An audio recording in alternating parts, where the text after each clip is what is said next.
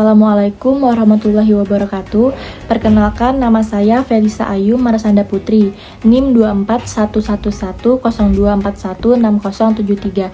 Di sini saya akan menjelaskan tentang sejarah bahasa Indonesia.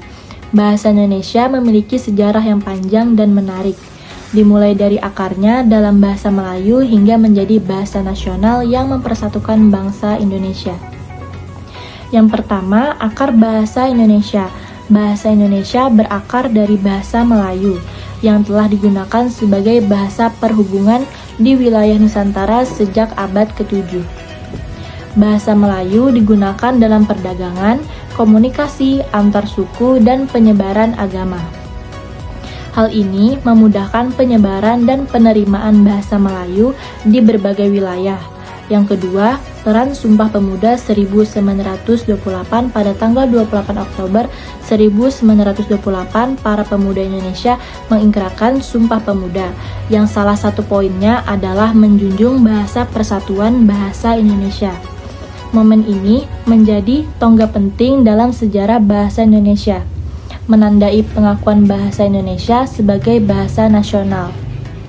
Pemilihan bahasa Indonesia yang pada dasarnya adalah bahasa Melayu menjadi bahasa persatuan untuk menghindari kesan jika menggunakan bahasa daerah lain yang lebih dominan. Yang ketiga, perkembangan bahasa Indonesia. Setelah Sumpah Pemuda, bahasa Indonesia terus berkembang melalui berbagai upaya, termasuk pembentukan Komisi Bahasa Indonesia, penyelenggaraan Kongres Bahasa Indonesia, penerbitan berbagai karya sastra dan ilmiah dalam bahasa Indonesia. Perkembangan bahasa Indonesia, lisan maupun tulisan, berkembang mulai pada saat terbentuknya, yaitu pada 28 Oktober 1928, bersamaan dengan momen Sumpah Pemuda.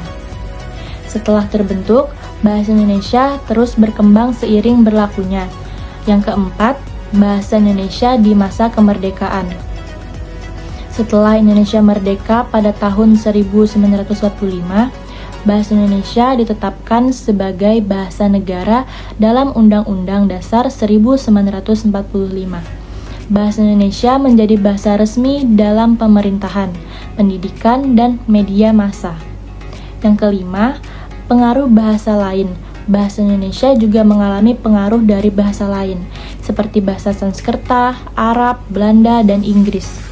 Pengaruh ini memperkaya kosakata bahasa Indonesia dan mencerminkan sejarah interaksi Indonesia dengan bangsa lain. Yang keenam, perkembangan mutakhir. Bahasa Indonesia terus berkembang seiring dengan perkembangan zaman. Penggunaan bahasa Indonesia di era digital dan globalisasi menghadirkan tantangan dan peluang baru. Kesimpulan sejarah bahasa Indonesia ini adalah perjalanan panjang yang mencerminkan semangat persatuan dan identitas bangsa Indonesia dari akar Melayu hingga menjadi bahasa nasional. Bahasa Indonesia terus berkembang dan memainkan peran penting dalam kehidupan masyarakat Indonesia. Sekian, terima kasih. Wassalamualaikum warahmatullahi wabarakatuh.